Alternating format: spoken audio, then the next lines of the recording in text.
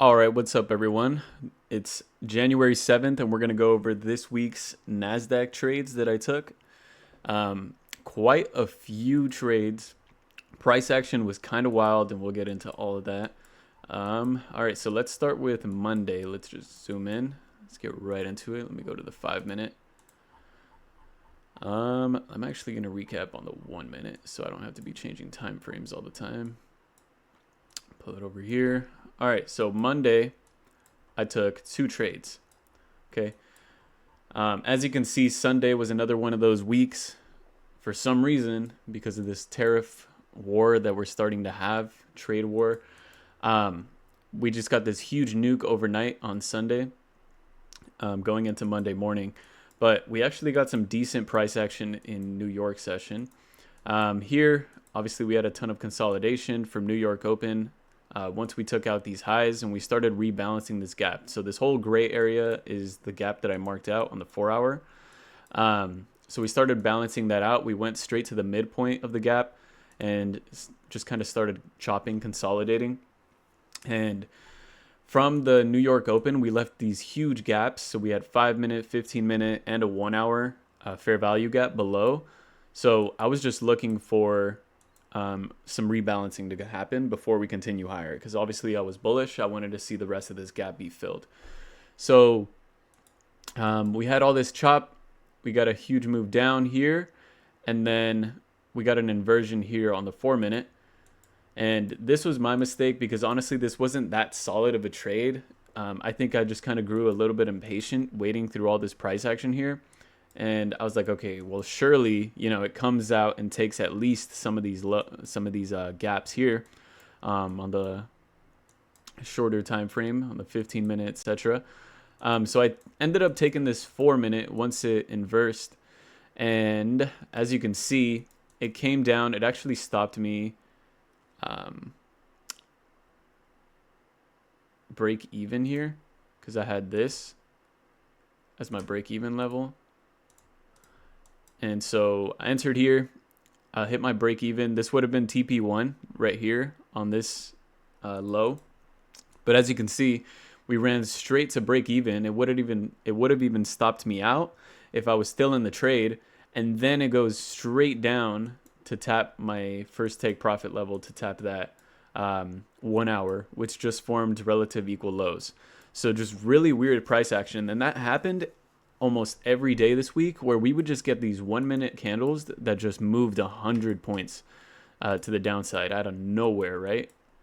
You got the president talking about anything that is newsworthy, and then a headline comes out, and then the NASDAQ nukes or pumps 100 points in either direction. So it's really, really weird, and that's going to be the new normal for the next 4 years. So I hope you guys are prepared for that. I know it's going to be kind of weird, but it's going to happen. So anyways, news does follow, or sorry, technicals hold regardless of news. So news follows technicals most of the time, from what I've found, right? Like, this was an area that I was watching to come down and retest this at least 1 hour, and it did, but it took news to make it happen, right? So news just makes the technicals play out, if that makes sense. But anyways, I took this second trade, and this was an absolute banger, honestly. I was targeting, I was going to leave a runner for all the way down here, but let me just explain what the entry was. So we got an SMT with ES here. We came into, there was something. It was like, I don't even know, actually. Maybe I'm thinking about another trade. But we got a clear break of structure. And we got an SMT with ES. It might have been ES that tapped a key level. I think that's what I was thinking about. So I'm pretty sure ES tapped a key level. I won't bring it up here, but we got a rejection. We made a lower high.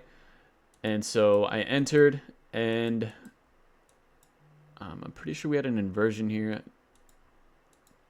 But yeah, so we had this 15-minute inversion.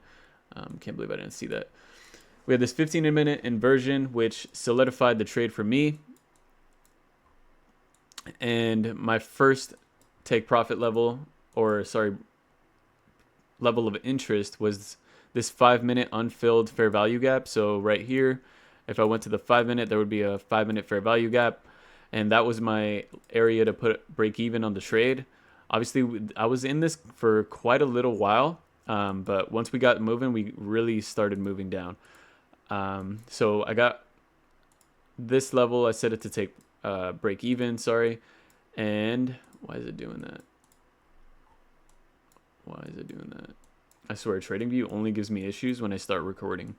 But all right, so we got down. I got my first take profit level, and then obviously I was already break even at this point, so the rest of my cons just got stopped out for break even.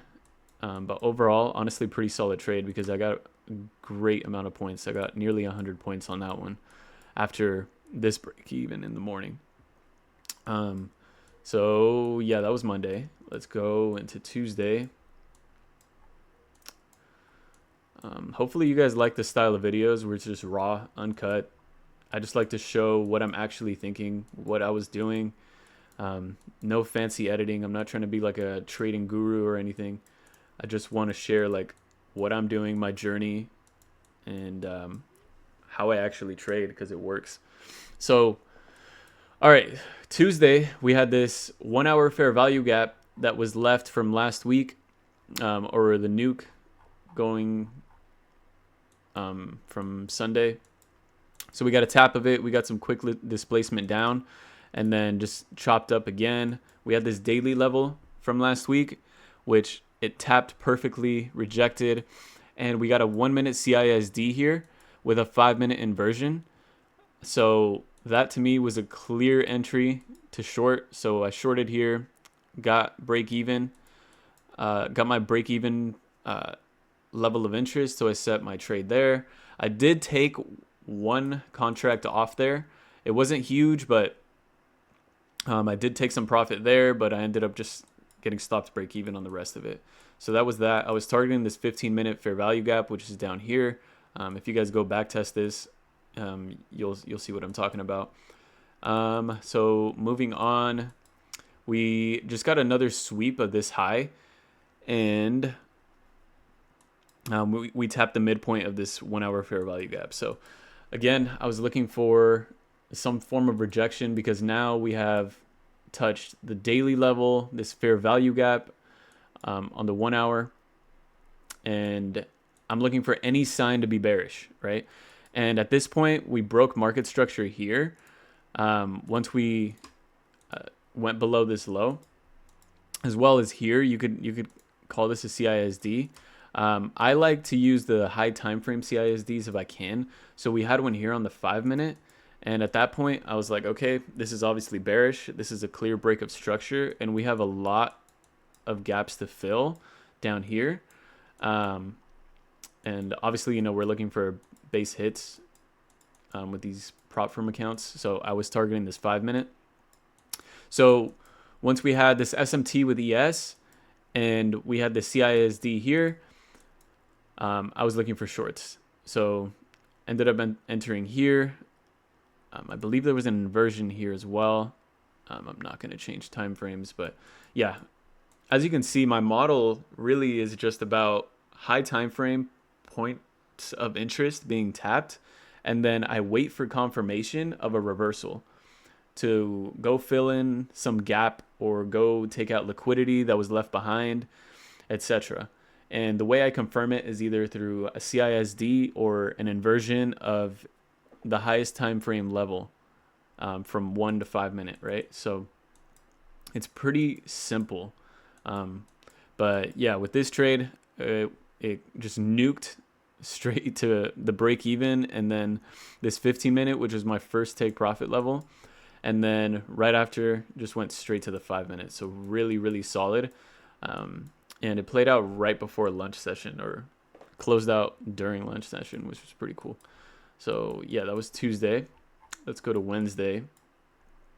Yeah, so overnight I was even watching this level. I wanted this to be a long area that I could look at for New York, but it got tapped in, I believe, in London. So yeah, anyways, in New York, we got a continuation of this huge move up. So we had news and we had this data high here. So we had this huge impulse move down. We got a 3-minute inversion close above with a 5-minute CISD here. So at this point, my draw on liquidity was the data highs. If you guys don't mark this already, whenever there's a huge news event or something wicks the chart like it looks like here, you can use the data wicks as a draw on liquidity. So either data high or the data low, depending on your trend. Obviously here, the obvious direction was up because we were in a buy model. But yeah, we got that. And hold on 1 second. Okay, so 3-minute inversion, 5-minute CISD entered here in the retest of the inversion. Break even above the intermediate term high or internal high, whatever you want to call it. Target data highs. Boom, easy. You know, 50 points right there. So that was that one. My trading view is not loading. 1 second.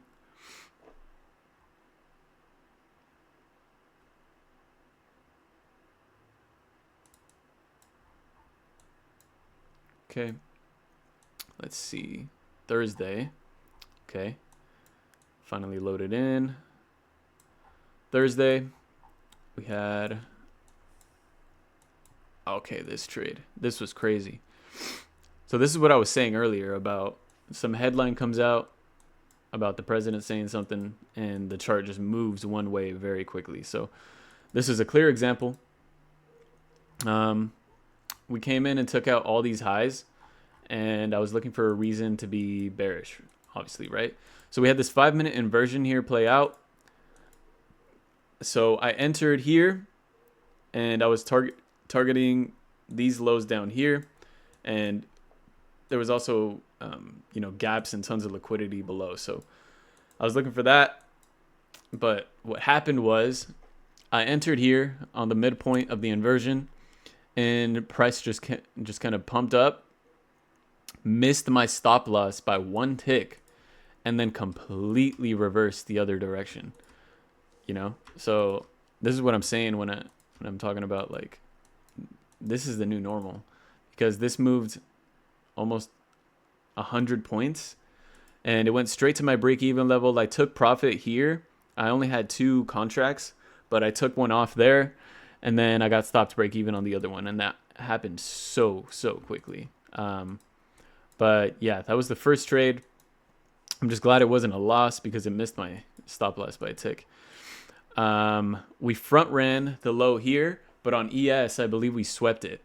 And so we had an SMT. Should have had that marked out. So we had this SMT. And we got this clear 15-minute inversion. So there's this 15-minute inversion. There's this high here from, it's almost like data highs, you can call it, because it was news driven, this wick, this candle, but not exactly, right? So it's just liquidity up there. After we got this 15-minute close, I got this 5-minute fair value gap here. And once we were, it was obvious that we were respecting this 5-minute fair value gap, because we got this doji candle here. I entered there, stop below the wick, target above this wick up here. I didn't target up here because that was already plenty of reward for me for what I was looking for, and that ended up being the right play. Maybe I got lucky, because could have left another contract for there, but yeah, fully closed my position up there. But yeah, that was Thursday, so pretty solid. And then Friday was an L. I did have this point of interest here. This is a liquidity area from January 31st, I believe. So before the Sunday gap down, we took liquidity above just barely. And I was looking for an inversion to get in, but as you can see, we didn't really get an opportunity. I guess you could say like this inversion here was pretty solid, but it was on the 1 minute, and I was looking for something a little more higher time frame because we obviously still didn't have like a clear break of structure for me to be confident enough to short. So I was looking for maybe like a 3, 4, or 5 minute inversion to happen. But once that 5 minute inversion closed, I won't change time frames, but it was something like this where the 5 minute inversion happened all the way down here once this candle closed, and at that point the trade was missed, you know. So that's just a con of, you know, using inversions as your entry. Sometimes you just miss the entry completely because you were waiting for the inversion, but that's why your win rate is also higher, because you're looking for a solid confirmation, and inversion is that. But anyways, we came down, took out data lows from today, and we came all the way down here. I think we swept, yep, like all of this, and we were filling in, I think, like a gap right here somewhere. So let's see. Yeah, we just front ran this daily level. We had previous day low got swept, as you can see, and ES did the exact same, so that was pretty good. But we did have an SMT up here where NQ took out the high, but ES didn't. And so, yeah, this trade was pretty brutal. Again, with the 1 minute candle, just absolute nukes when news comes out. It's like almost every trade I'm taking, it happens. It's crazy this week. Anyways, we had an SMT. We had a 1 minute inversion, and I was looking for these lows to get ran because we still had this liquidity below, or sorry, this liquidity below, and this daily level here. So I was still kind of bearish, so I was looking for a continuation to go lower.